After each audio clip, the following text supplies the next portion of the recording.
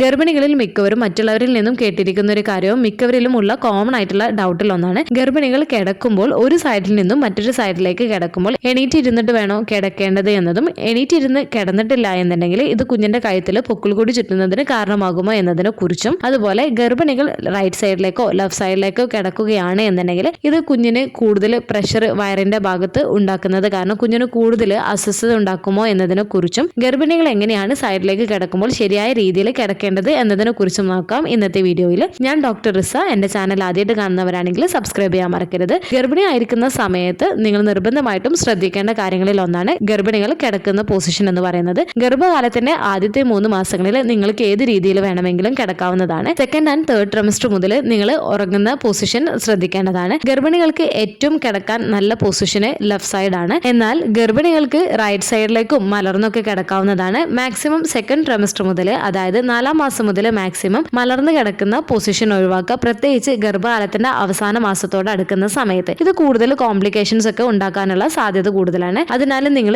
ഏതെങ്കിലും സൈഡിലേക്ക് കിടന്നുറങ്ങുന്നതിന് വേണ്ടിയിട്ട് നിങ്ങൾ ശ്രദ്ധിക്കേണ്ടതാണ്. ഇനി നിങ്ങൾ ലെഫ്റ്റ് സൈഡിലേക്കോ അല്ലെങ്കിൽ റൈറ്റ് സൈഡിലേക്കോ കിടക്കുകയാണ് എന്നുണ്ടെങ്കിൽ നിങ്ങൾ കിടക്കുമ്പോൾ ശ്രദ്ധിക്കേണ്ട 1-2 കാര്യങ്ങളുണ്ട്. അവയിൽ ഒന്നാണ് നിങ്ങൾ പില്ലോസ് ഒക്കെ വെച്ചിട്ട് നിങ്ങളുടെ സുഖ സൗകര്യങ്ങൾ നോക്കിയിട്ട് നിങ്ങൾ പില്ലോസ് വെച്ച് അഡ്ജസ്റ്റ് ചെയ്യുന്നതിന് വേണ്ടിയിട്ട് ശ്രദ്ധിക്കുക. അതുമല്ലെങ്കിൽ നിങ്ങൾക്ക് പ്രഗ്നൻസി പില്ലോ യൂസ് ചെയ്യാവുന്നതാണ്. പ്രഗ്നൻസി പില്ലോ യൂസ് ചെയ്യുന്നവരാണ് എന്നുണ്ടെങ്കിൽ ആ ഒരു സ്ലീപ്പിംഗ് പൊസിഷന് അവർക്ക് കറക്റ്റ് ആയിട്ട് കിടക്കുന്നതിന് സഹായിക്കുന്നതാണ്. ഇനി നിങ്ങളുടെ കയ്യിൽ പ്രഗ്നൻസി പില്ലോ ഇല്ല എന്നുണ്ടെങ്കിൽ നിങ്ങൾക്ക് പില്ലോസ് വെച്ചിട്ട് നിങ്ങൾക്ക് അഡ്ജസ്റ്റ് ചെയ്ത് കിടക്കാവുന്നതാണ്. കിടക്കുമ്പോൾ ശ്രദ്ധിക്കേണ്ടത് നിങ്ങളുടെ ബാക്കിലും അതുപോലെ തന്നെ ഇടുപ്പിലും ഒരു സപ്പോർട്ടിന് വേണ്ടിയിട്ട് നിങ്ങൾക്ക് പില്ലോസ് വെക്കാവുന്നതാണ്. ഇത് നിങ്ങളുടെ ഇടുപ്പിലേക്കുള്ള വേദനയും ബാക്ക് പെയിനും ഒക്കെ കുറക്കുന്നതിന് സഹായിക്കുന്നതാണ്. അതോടൊപ്പം തന്നെ നിങ്ങൾ ശ്രദ്ധിക്കേണ്ട മറ്റൊരു കാര്യമാണ് നിങ്ങളുടെ വയറിലേക്ക് കൂടുതൽ പ്രഷറും അതുപോലെ തന്നെ വയറിലെ മസിൽ വേദന ഇതൊക്കെ കുറക്കുന്നതിന് വേണ്ടിയിട്ടൊക്കെ നിങ്ങൾ വയറിന്റെ അടിയിലായിട്ടും നിങ്ങൾ ഒരു പില്ലോ വെക്കുന്നതിന് വേണ്ടിയിട്ട് നിങ്ങൾ ശ്രദ്ധിക്കേണ്ടതാണ്. ഇത് വയറിൽ കൂടുതൽ നിങ്ങൾ പ്രഷർ കൊടുക്കുന്നത് കുറക്കുന്നതിന് സഹായിക്കുന്നതാണ്. അതോടൊപ്പം തന്നെ നിങ്ങളുടെ കാലുകൾ രണ്ടും ചെറുതായിട്ടൊന്ന് ബെൻഡ് ചെയ്തതിനു ശേഷം നിങ്ങളുടെ കാലുകളുടെ രണ്ടിടയിലായിട്ട് നിങ്ങൾ ഒരു പില്ലോ വെച്ച് കിടക്കുന്നതും നിങ്ങൾ ശ്രദ്ധിക്കേണ്ടതാണ്. ഇതും നിങ്ങൾക്കുണ്ടാവുന്ന ഇടുപ്പ് വേദന വജൈനൽ പെയിൻ ഒക്കെ കുറക്കുന്നതിന് സഹായിക്കുകയും ചെയ്യുന്നതാണ്. ഈ ഒരു പൊസിഷനിൽ നിങ്ങൾ റൈറ്റ് സൈഡിലേക്കാണെങ്കിലും ലെഫ്റ്റ് സൈഡിലേക്കാണെങ്കിലും ഈ ഒരു പില്ലോസ് ഒക്കെ വെച്ചിട്ട് അഡ്ജസ്റ്റ് ചെയ്യുന്നതിന് വേണ്ടിയിട്ട് നിങ്ങൾ ശ്രദ്ധിക്കേണ്ടതാണ്.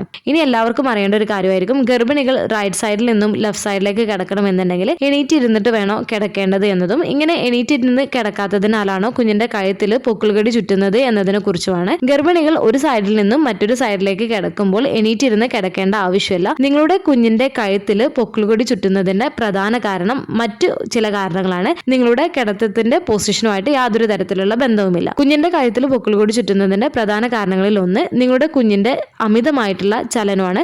കുഞ്ഞുങ്ങൾ കൂടുതലായിട്ട് വയറിനകത്ത് മൂവ് ചെയ്യുന്നുണ്ട് എന്നുണ്ടെങ്കിൽ നിങ്ങളുടെ കുഞ്ഞിന്റെ കഴുത്തിൽ പൊക്കിൾക്കൊടി ചുറ്റാനുള്ള സാധ്യത കൂടുതലാണ്. അതുപോലെ തന്നെ അമ്നിയോട്ടിക് ഫ്ലൂയിഡിന്റെ അളവ് നല്ല കൂടുതലാണ് എന്നുണ്ടെങ്കിലും കുഞ്ഞുങ്ങൾക്ക് കൂടുതലായിട്ട് ചലിക്കാനുള്ള സ്പേസ് ഉള്ളത് കൊണ്ട് തന്നെ കുഞ്ഞുങ്ങളുടെ ചലനം കൂടുകയും ഇത് കാരണം നിങ്ങളുടെ കുഞ്ഞിന്റെ കഴുത്തിൽ പൊക്കിൾക്കൊടി ചുറ്റാനുള്ള സാധ്യതയുണ്ട്. അതുപോലെ തന്നെ മൾട്ടിപ്പിൾ പ്രഗ്നൻസി ആണ് എന്നുണ്ടെങ്കിൽ അതായത് ട്വിൻസ് ട്രിപ്ലറ്റ് ഒക്കെ ഉള്ള കേസുകളിൽ കുഞ്ഞിന്റെ കഴുത്തിൽ പൊക്കിൾക്കൊടി ചുറ്റാനുള്ള സാധ്യതയുണ്ട്. അതുപോലെ മറ്റൊരു കേസ് എന്ന് പറയുന്നത് നിങ്ങളുടെ കുഞ്ഞിന്റെ പൊക്കിൾക്കൊടിയുടെ നീളം നല്ല കൂടുതലാണ് എന്നുണ്ടെങ്കിലും പൊക്കിൾക്കൊടി ചുറ്റാനുള്ള സാധ്യതയുണ്ട്. ഈ പറഞ്ഞ കാരണങ്ങൾ കൊണ്ടാണ് പ്രധാനമായിട്ടും കുഞ്ഞിന്റെ കഴുത്തിൽ പൊക്കിൾക്കൊടി ചുറ്റുന്നത്. അല്ലാണ്ട് അമ്മ കിടക്കുന്ന പൊസിഷൻ കാരണമല്ല കുഞ്ഞിന്റെ കഴുത്തിൽ പൊക്കിൾക്കൊടി ചുറ്റുന്നത്. അമ്മ ഒരു സൈഡിൽ നിന്നും മറ്റൊരു സൈഡിലേക്ക് കിടക്കുമ്പോൾ ശ്രദ്ധിക്കേണ്ടത് ഒറ്റയടിക്ക് നിങ്ങൾ ലെഫ്റ്റ് സൈഡിൽ നിന്നും റൈറ്റ് സൈഡിലേക്ക് തിരിയുന്നതിന് പകരമായിട്ട് നിങ്ങൾ ലെഫ്റ്റ് സൈഡിൽ നിന്നും റൈറ്റ് സൈഡിലേക്ക് തിരിയുമ്പോൾ നിങ്ങൾ ആദ്യം ഒന്ന് മലർന്ന് കിടക്കുക. എന്നിട്ടൊന്ന് റിലാക്സ് ചെയ്ത ശേഷം മാത്രം നിങ്ങൾ മറ്റേ സൈഡിലേക്ക് കിടക്കുന്നതിന് വേണ്ടിയിട്ട് നിങ്ങൾ ശ്രദ്ധിക്കേണ്ടതാണ്. അപ്പോൾ മലർന്ന് കിടക്കുന്നതിനെ കുറിച്ചും റൈറ്റ് സൈഡിലേക്ക് കിടക്കുന്നതിനെ കുറിച്ചൊക്കെ കൂടുതൽ ഡൗട്ടും കാര്യങ്ങളൊക്കെ ഉണ്ട് എന്നുണ്ടെങ്കിൽ അതിനെക്കുറിച്ചുള്ള വീഡിയോസ് ഒക്കെ ഡീറ്റെയിൽ ആയിട്ടുള്ളത് ചെയ്തിട്ടുണ്ട്. ആ വീഡിയോസിന്റെ ഒക്കെ ലിങ്ക് ഡിസ്ക്രിപ്ഷൻ ബോക്സിൽ കൊടുക്കുന്നുണ്ട്. അറിയാൻ താല്പര്യമുള്ളവർക്ക് ആ വീഡിയോസ് കാണാവുന്നതാണ്. ഈ ഒരു വീഡിയോ നിങ്ങൾക്ക് യൂസ്ഫുൾ ആയിട്ട് തോന്നിയിട്ടുണ്ടെങ്കിൽ മറ്റുള്ളവർക്കും കൂടെ ഷെയർ ചെയ്ത് കൊടുക്കുക. എന്തെങ്കിലും ഡൗട്ടുകൾ ഉണ്ടെങ്കിൽ കമന്റ് ആയിട്ട് ചോദിക്കാവുന്നതാണ്. അടുത്തൊരു വീഡിയോയിൽ കാണുന്നത് വരെ ബൈ.